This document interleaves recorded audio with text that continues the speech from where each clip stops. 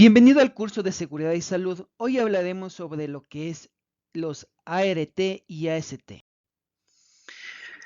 Importante mencionar que los AST, que significa Análisis Seguro de Trabajo, al igual que los ART, que significa Análisis de Riesgo en el Trabajo, son herramientas que buscan usarse de forma preventiva.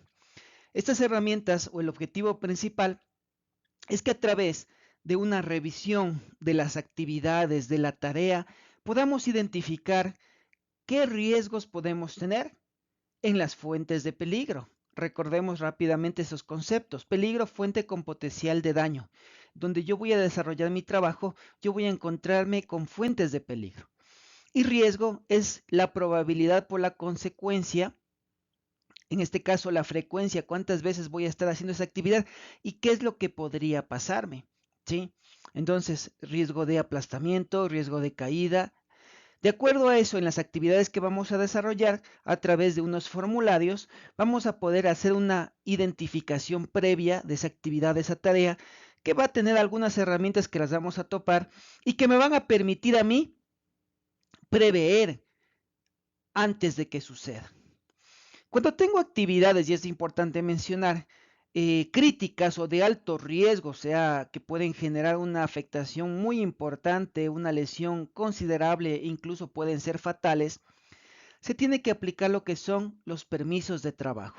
Vamos a revisar también qué es un permiso de trabajo, es otra herramienta preventiva, pero que tiene ya, en este caso, un nivel de jerarquía mayor y claramente ya tiene una intervención por parte del colaborador que desarrolla sus actividades, por parte de un supervisor y por parte de un técnico de seguridad, para poder reflejar ese resultado de forma preventiva antes de que desarrolle la actividad.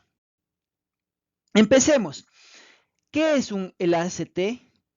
Es una metodología diseñada para identificar peligros, prevenir incidentes y ayudarle al personal a controlar las actividades planeadas, haciendo una secuencia ordenada de las tareas y definiendo controles para todos los peligros identificados. Entonces identificamos, ¿no es cierto? Aplicamos la ST, controlamos a través de probabilidad que podría pasar y evaluamos, ¿no es cierto?, qué acciones podríamos tomar. ¿Por qué se utilizan los ASTs? Porque mejoran la planeación de las actividades. Mediante el uso de la identificación, generamos controles que deben tener para esa actividad o tarea. Porque minimiza la probabilidad de lesiones a personas e impactos y también a la parte del medio ambiente. Porque incluye dentro del análisis los factores ambientales del entorno y tarea simultáneas presentándose durante todo el desarrollo de esa actividad.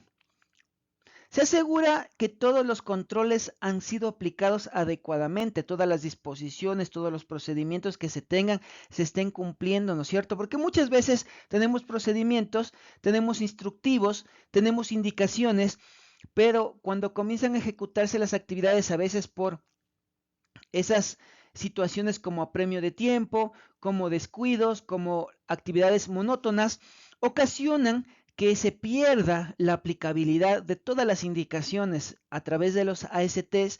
Vamos a recordar qué es lo que debemos hacer. Para realizar un análisis seguro de trabajo se debe seguir los siguientes, en este caso, pasos. 1. Definir la tarea. 2. Analizar la tarea. 3. Identificar el peligro. Sí, definir qué es lo que vamos a hacer, analizamos cuál es el alcance, hasta dónde vamos a cumplir con eso que tenemos que hacer y identificamos qué peligros van a estar implícitos en esas actividades, en esa tarea. Para realizar un análisis seguro de trabajo se debe seguir el siguiente proceso, ¿no es cierto? Que es, en este caso, definir controles. Una vez que identifique qué es lo que podría generar desviación, ¿sí? Debo definir qué acciones voy a tener, evaluar el riesgo, ¿no es cierto? ¿Qué riesgo yo podría tener un nivel? En este caso podemos evaluar una escala simple que digamos riesgo bajo, riesgo moderado, riesgo importante y riesgo intolerable. Revisar y autorizar. De acuerdo a esto, ¿no es cierto? Cuando comenzamos a aplicar, nos va a permitir, cuando tenemos una evaluación, definir que si tenemos que corregir o tenemos que generar a través, por ejemplo, de un equipo de protección personal barreras, Cuando tengo un nivel de riesgo moderado o en este caso bajo, voy a poder en este caso omitir ciertas disposiciones o permisos para poder ejecutarlo. Pero si yo tengo un nivel, en este caso en la evaluación alto o importante, pues yo debo cumplir, y si no puedo cumplir, no debería exponerme a ejecutar esa actividad de trabajo a través de esta evaluación que se hace. Y cuando tengo una revisión y autorización, siempre se lo relaciona con un ente superior de jerarquía para que él pueda, en base a esa valoración, dar esa autorización para que la persona pueda ejecutar esa actividad sin problema. Cuando hablamos de definir la tarea, se refiere, ¿no es cierto?, a definir de forma clara la tarea que se va a desarrollar, especificando el sitio exacto donde vamos a desarrollar, el nombre de cada una de las herramientas y o equipos que se van a utilizar para realizar esta tarea. En la clasificación que aplicamos vamos a tener, ¿no es cierto?, de acuerdo a las actividades, pues tenemos manuales, tenemos actividades eléctricas, actividades neumáticas, hidráulicas, mecánicas, otras, y es importante que yo las pueda identificar porque de acuerdo a eso, ¿no es cierto?, yo puedo prevenir que se presenten accidentes o enfermedades. Hablemos de una actividad en la que yo encontré que tengo exposición a posturas penosas. La parte ergonómica es la que va a influir aquí. Por lo tanto, si yo no corrijo, no se va a manifestar de forma inmediata, sino que voy a generar tal vez dolencias a futuro y podría causar una enfermedad ocupacional. Pero en cambio, si tengo actividades en donde utilizo herramientas manuales, yo podría utilizar, lo que se va a presentar es de forma inmediata un accidente, un golpe, un corte, una quemadura. Por eso es importante, ¿no es cierto?, que yo defina en este caso la tarea para yo poder identificar de acuerdo a esa tarea qué tipo de peligros tengo y qué tipo de riesgos podría tener. Cuando hablamos de la definición de la tarea, es importante identificar en el formato formulario que se utilice por la empresa los equipos y herramientas que yo pueda tener.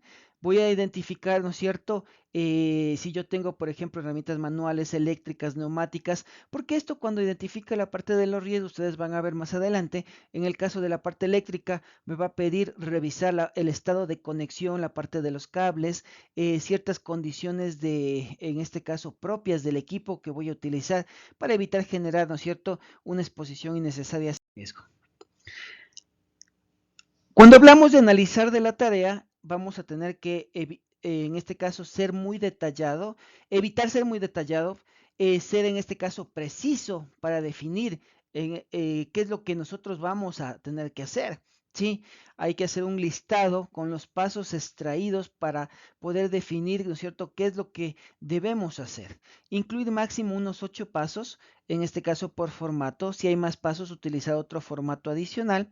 Utilizar un lenguaje simple para que se pueda entender por todos los miembros del equipo que van a realizar esa tarea, y en orden y manera secuencial hay que describir lo que va a hacer. Entonces, si nosotros tenemos que primero empezar, tenemos que armar o preparar una máquina o un equipo, pues tenemos que empezar por ese orden y luego hasta colocar en la parte de la planificación la última actividad que vamos, ¿no es cierto?, a, en este caso, terminar o realizar.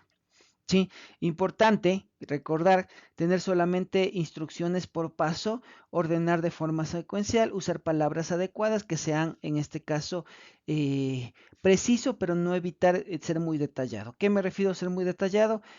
Poner demasiado texto para llegar a tal vez a que se pueda reemplazar con una sola palabra esa orden o esa indicación de lo que se va a ejecutar.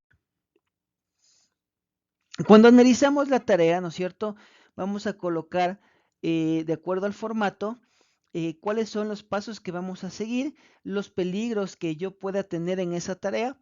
Vamos a imaginar preparar una máquina, es mi actividad. Entonces los peligros va a ser tal vez que yo tenga con esa máquina zonas de peñisco, zonas tal vez abrasivas. Entonces yo voy a tener, ¿no es cierto?, que voy a colocar los peligros, es máquina que puede estar en caliente. Las consecuencias va a ser, por ejemplo, quemaduras si está una máquina caliente. Si tengo zonas abrasivas, voy a tener tal vez rozamientos, cortes. Si tengo máquina en movimiento, pues las consecuencias va a ser, ¿no es cierto?, golpes. ¿Y cuáles son los controles que yo voy a poner? Entonces, tal vez los controles van a ser que yo tenga una es asegurarme de que estén con sus guardas de protección, asegurarme que las máquinas estén calibradas, asegurarme, ¿no es cierto?, que estén bien ajustadas, si fuera el caso, un ejemplo de la parte de máquinas. Identificar los peligros. ¿Cómo identificamos los peligros en cada uno de los pasos? Cuando identificamos las acciones o condiciones existentes o potenciales que pueden implicar una lesión, una enfermedad o un daño a la propiedad o a la parte del ambiente, nosotros debemos adicionar los peligros propios de esa tarea o colocar claramente qué podría tener yo también como peligros adheridos o que se encuentran en el entorno. Considerar los peligros asociados, los trabajos simultáneos que se deban hacer, reflexionar sobre en este caso, sobre sus experiencias previas. Muchas veces las personas que hacen estas actividades ya tienen una experiencia en donde han podido ejecutar actividades similares y en estas han podido identificar ciertas desviaciones. Es importante mencionarlas, ¿no es cierto?, para que de esa manera corregir y evitar que se vuelvan a repetir. Si fuera el caso y necesitamos algo o necesitamos ya la intervención de un equipo específico de mantenimiento porque vamos a utilizar una máquina, una herramienta en la que yo ya no puedo, a pesar de que ya le calibré, no se corrige, existe una desviación, pues es importante consultar y exponer a los técnicos del área de mantenimiento o responsables especializados.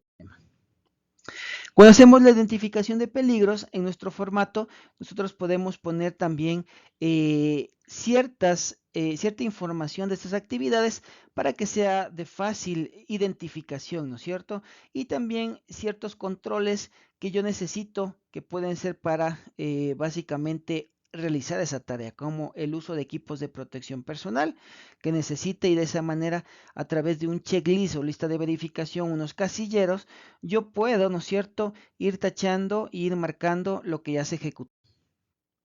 Cuando hablamos de definir de controles, tenemos que hacerlo de acuerdo a la jerarquía de controles. ¿Cómo funciona la jerarquía de controles?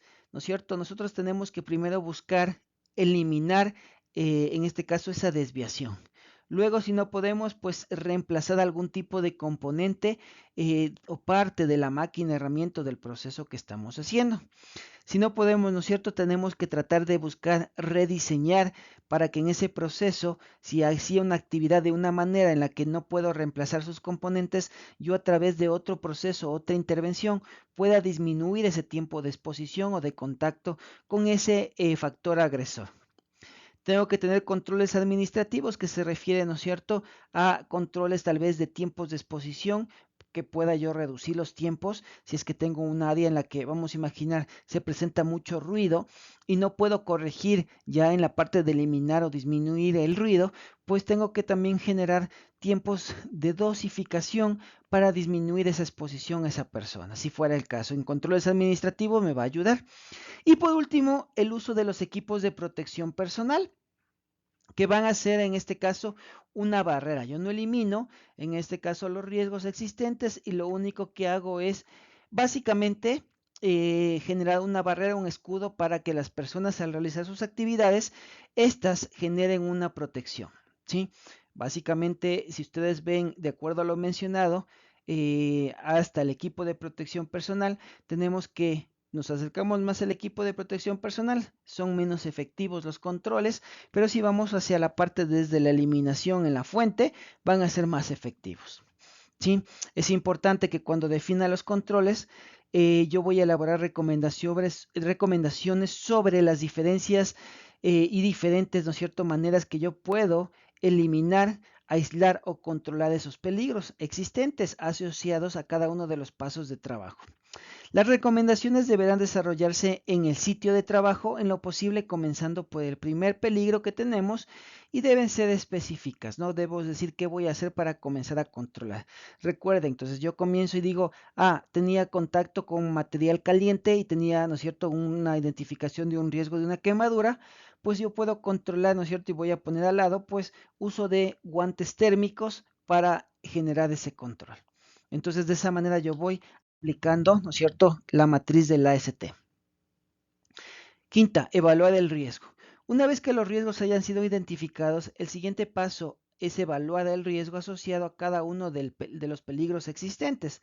Una evaluación de riesgo determina cuán grande es el riesgo mediante el análisis de gravedad de las consecuencias y la probabilidad de que realmente ocurra ese evento. En este caso, tengo una parte en la que ya tenemos unos casilleros definidos de lo que podría pasar y claro, aquí debemos comenzar a hacernos las preguntas. ¿Es posible o probable o casi seguro que ocurra este incidente?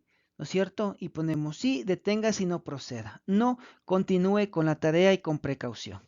Sí, esto me ayuda un poquito de acuerdo al método o la estrategia que se pueda aplicar a definir si tengo actividades de alto impacto, ¿no es cierto?, de alto nivel de una afectación importante, que hay la presencia de que realmente va a pasar una desviación, me va a poder ayudar a que yo detenga, se corrija esa desviación antes de empezar a realizar el trabajo. 6. Revisar y autorizar. El supervisor debe verificar que cada uno de los pasos, los peligros identificados y los controles propuestos, ¿no es cierto?, se haya tomado en cuenta, o sea, que consten en el documento. Si el control es adecuado para contrarrestar el tipo de peligro identificado, el supervisor debe verificar si este fue bien aplicado, ¿no es cierto? Entonces vemos qué control se hizo, qué es lo que va a hacer, como mencionábamos, si hay un control, tal vez colocar guardas, disminuir tiempo o utilizar equipos de protección personal. Sí, tenemos que identificarlos. Una vez el supervisor esté satisfecho con el control implementado, debe indicarlo y firmar, en este caso, en el formato del AST. Para finalizar la revisión, el supervisor debe responder a las 3 preguntas establecidas en el formato AST. Pueden ser 3 o más. De acuerdo al tipo de actividad, nosotros podemos definir esto. Principalmente estos formatos ya están prediseñados para que sean unos checklists de fácil actuación para el resto de colaboradores. Si alguna de estas respuestas es negativa de las preguntas planteadas, la actividad no debe realizarse y se debe revisar controles para disminuir esa desviación que puede causar un accidente o una afectación a la salud del colaborador. Cuando tenemos esto, ¿no es cierto? Una vez que se revisó, por ejemplo, aquí tenemos para el caso de 3 preguntas, ¿no es cierto?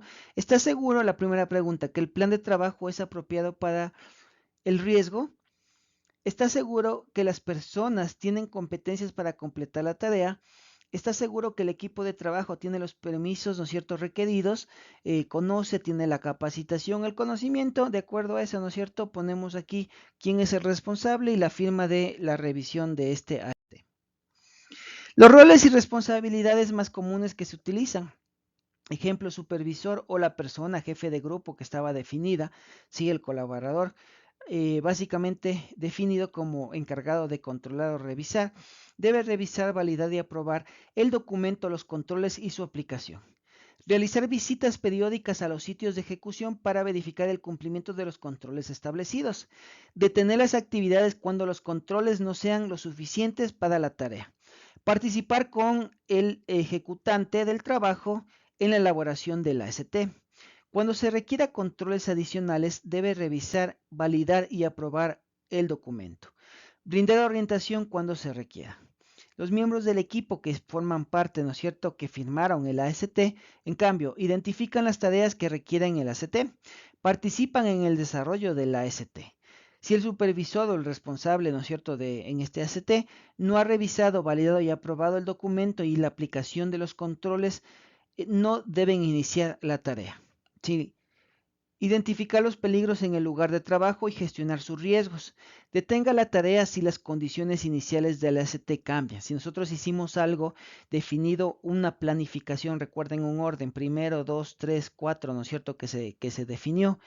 Entonces, y si nos cambian ese orden de actividad porque tal vez una máquina ya falló o tal vez cambiaron un proceso que se requiere inmediatamente hacia otra actividad específica, pues debemos llenar otro AST, ¿sí? Porque nuestro AST no nos va a cubrir para esa nueva actividad o ese cambio que se definió.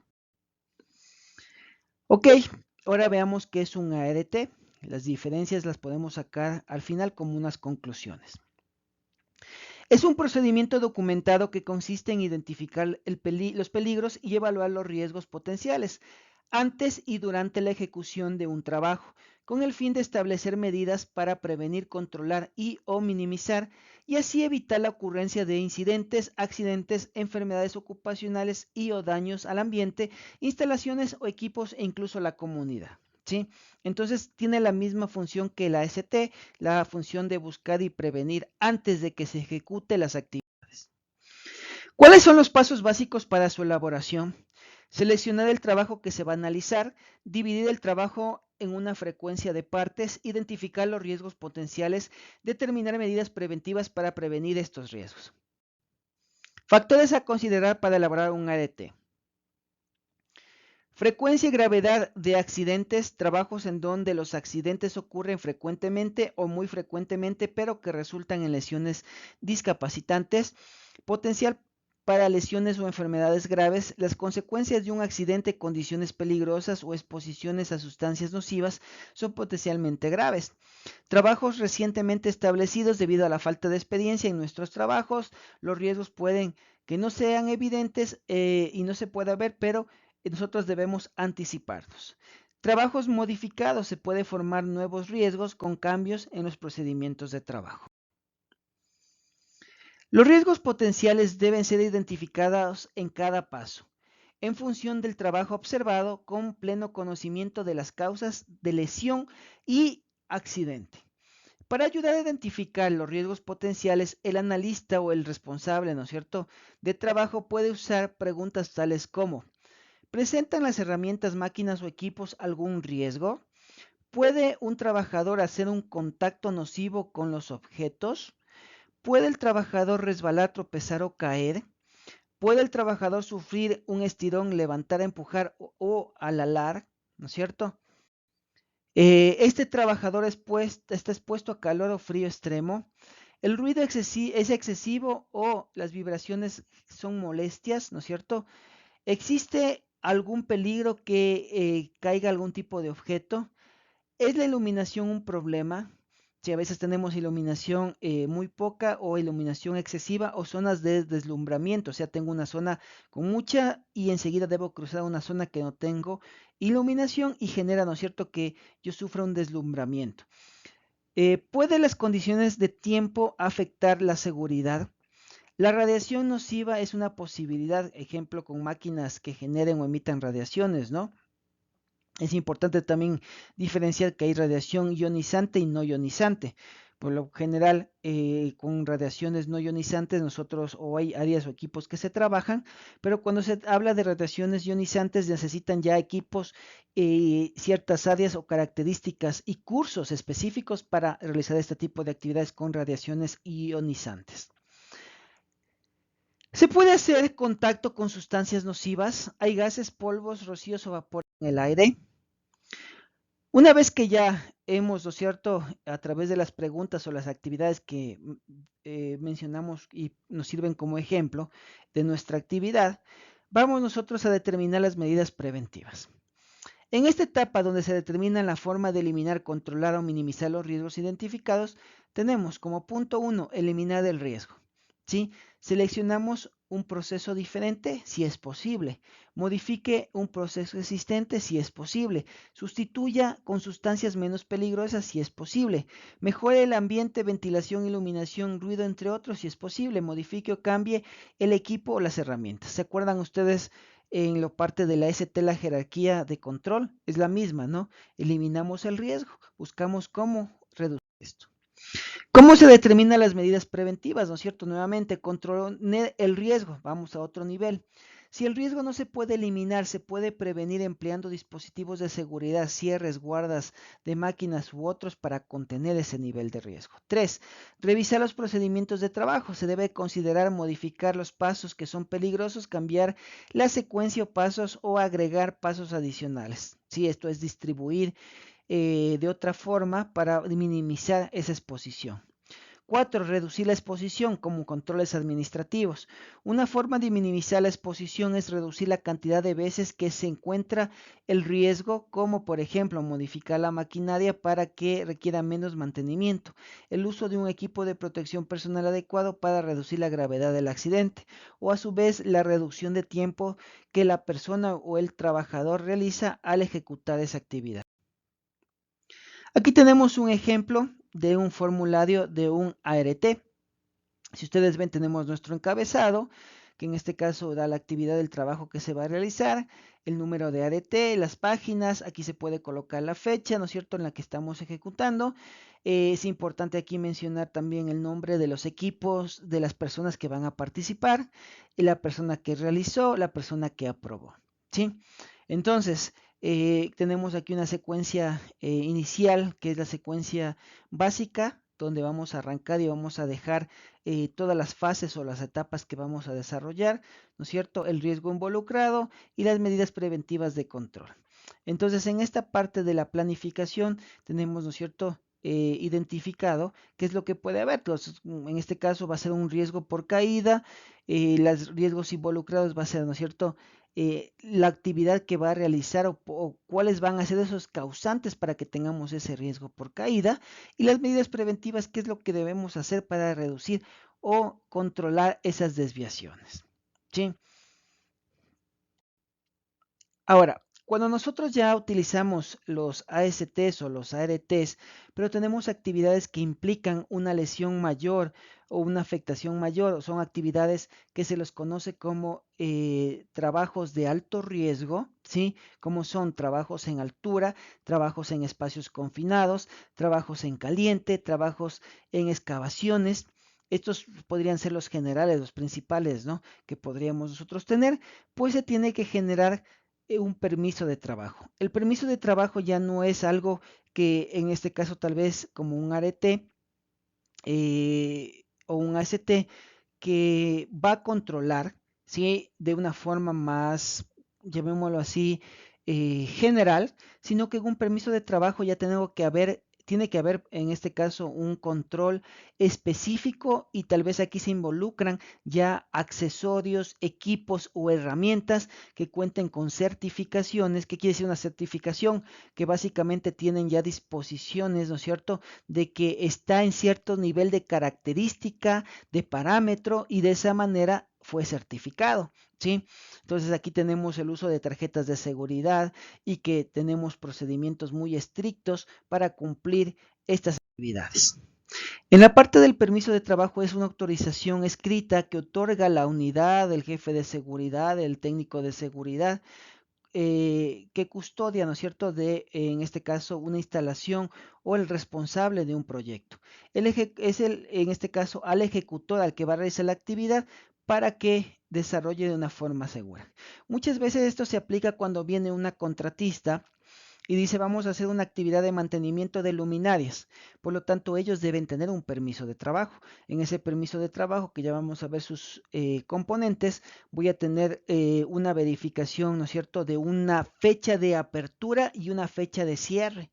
Esto quiere decir que yo podría tener una actividad de 2 días y manejarme un solo permiso de trabajo, a diferencia que al ADT o AST no lo voy a hacer de esa manera. El ADT y AST va a ser un documento diario, ¿ya?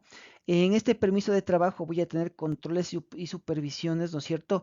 No solo de que se haya llenado, sino que yo tengo que verificar que los equipos, tal como se describe para esa actividad, estén en buen estado, tengan mantenimiento, ¿no es cierto?, cuenten con certificaciones si fuera el caso antes de empezar a realizar la actividad, y puedo hacer controles durante esa actividad, y si encuentro desviaciones, pues se frena la actividad, se suspende la actividad y se penaliza, ¿no es cierto?, en este caso al ejecutor, porque no está cumpliendo lo acordado en ese permiso de trabajo. Los elementos que vamos a encontrar en un permiso de trabajo son objetivos de alcance, la pertinencia, tipos de permisos certificados, roles y responsabilidades, procesos del permiso de trabajo, anexos documentales, auditorías que se pudieron hacer previo a esto, evidencia de entrenamiento y revisión, ¿no es cierto?, de que se cumpla todos los parámetros definidos. En la parte de objetivos es identificar, valorar y establecer medidas de control sobre las condiciones de trabajo potencialmente peligrosas. Formalizar la comunicación entre ejecutante y el emisor o autoridades de la instalación. Garantizar que el personal del grupo ejecutante identifique los peligros involucrados en las medidas de prevención y control. Definir y acordar las precauciones que deben ser tomadas antes, durante y después de realizar una actividad de trabajo. Pertinencia. Se requiere permiso para trabajar cuando un tercero entra en el área de otro a realizar un trabajo. En este caso, les decía yo el ejemplo que viene una persona de mantenimiento a cambiar la parte de luminarias. Recordemos que las actividades que él tiene que fijarse en el permiso de trabajo, ¿no es cierto?, van a generar una incomodidad a las personas propias de esa área, porque ellos están trabajando y se van a encontrar otra vez con en este caso con herramientas, con conos, con andamios para realizar la actividad por parte de este contratante, ¿no es cierto?, de ese subcontratista. Entonces va a generar también ya una alteración a su proceso, por lo tanto es importante identificar eso y tener ese permiso de trabajo y también difundir a ese equipo, a ese personal que se encuentra en esa área. También se refiere a actividades especiales según el criterio del dueño o del responsable del área. Habíamos dicho como actividades especiales, ¿no es cierto?, como son permisos de alto riesgo, que era trabajo en caliente, excavaciones, entre otras. Tipos de permiso y certificados que vamos a tener va a depender del sistema, ¿no es cierto?, que estemos manejando, de la actividad que se vaya a realizar, pero podemos nosotros definir de acuerdo a las actividades que vamos a tener propias y a las que tenemos de mantenimiento, permisos en frío, caliente, permisos de excavaciones, permisos en espacios confinados, permisos en alturas, permisos si fuera el caso de equipos de radiación, ¿no es cierto?, radiaciones, permisos que de acuerdo, ¿no es cierto?, a esas actividades lo que queremos es tener un mayor control para evitar que se expongan accidentes o enfermedades. Los formatos, los aspectos que vamos a considerar son que las actividades estén cubiertas, las que vamos a realizar, que se hayan identificado, un periodo de vigencia y validez, aprobaciones, pruebas necesarias, administración y registros y controles, un control de documentos, o sea, quienes firman, quienes realizan, ¿no? Y en la parte de certificados contienen trabajos o instrucciones especiales que van más allá de aquellas que cubren los permisos de trabajo. Garantizar que estas instrucciones especiales se realizan cabo en forma lógica, segura y documentada. Se realiza una referencia cruzada de los permisos de trabajo con estos certificados. Un ejemplo es, si vamos a trabajar en altura, el permiso de trabajo va a considerar como la parte de certificación que el personal que va a ejecutar esta actividad haya recibido, ¿no es cierto?, un curso de trabajo en altura y por lo tanto tiene que mostrarme un certificado que valide que él conoce esas actividades. También puede ser con los elementos que se va a utilizar. Él me dice, voy a utilizar estos arneses y los arneses tendrán que cumplir y estar certificados, ¿no es cierto?, como garantía de que están dentro de los diseños para proteger al colaborador. Roles y responsabilidades. En la parte de los actores, auditoría responsable, utilidad del local, verificador, grupo ejecutante, representante de seguridad, salud y ambiente, autoridades aislantes que pueden frenar o son los administradores de contrato también, ¿no? Proceso o las etapas. Primero es una etapa de preparación, luego de aprobación, luego de validación, de ejecución y de cierre. Preparación, vamos a llenar todo el formulario de acuerdo a las actividades o al riesgos al que va a tener trabajos en altura, entonces vamos a estar centrados en esas actividades.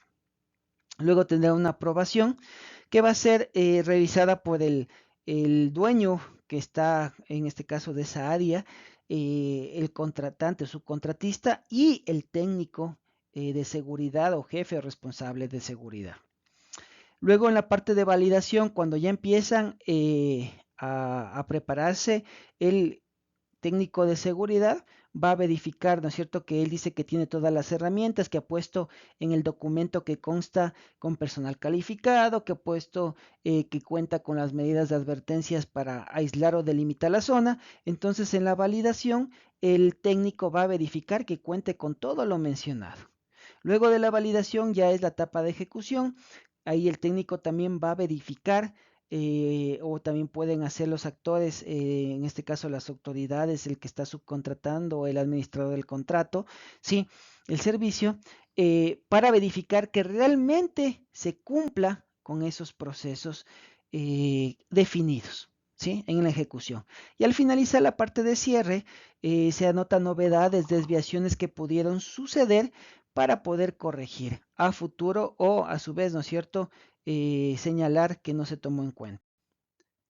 Recordemos que en la parte de un permiso de trabajo, en el cierre, también se va a generar una firma indicando que todo vuelve a la normalidad. Eso quiere decir que el subcontratante, en este caso el contratista, tiene que retirar todos los equipos y dejar en condiciones similares. En este caso me refiero a que si no hubo una modificación de infraestructura por la actividad que iba a realizar, solo fue un mantenimiento, pues condiciones similares y operables a las que él encontró, pero claramente ya ejecutando su actividad o su trabajo.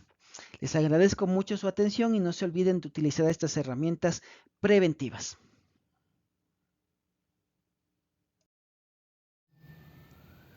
Espero que este recorrido de conocimiento te permita realizar tus actividades de forma segura. Recuerda que serás evaluado y que puedes acceder a este contenido las veces que creas necesarias.